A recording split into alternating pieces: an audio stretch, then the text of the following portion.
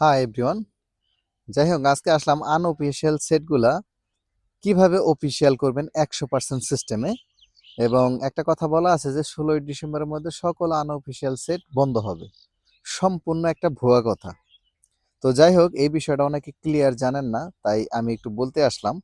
তো আসলে এই ভিডিওটা শুরু থেকে শেষ পর্যন্ত দেখলে আশা করি আপনি বুঝতে পারবেন।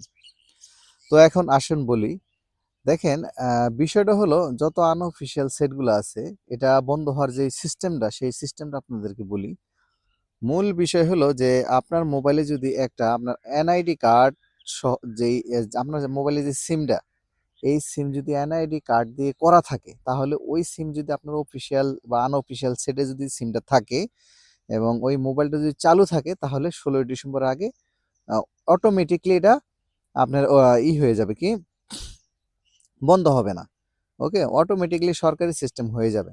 আর আনঅফিসিয়াল যত সেট আছে সেটা যদি 16 ডিসেম্বর আগে বন্ধ থাকে এবং কোনো সিম না থাকে, সেই ক্ষেত্রে একটু প্রবলেম সৃষ্টি হতে পারে। এছাড়া কোনো সমস্যাই নাই, আপনি শুধু একটা সিম হলেই আনঅফিসিয়াল এবং অফিসিয়াল সমস্ত সেট ওকে থাকবে। ওকে, তো যাই হোক, আশা করি বুঝতে পারছেন।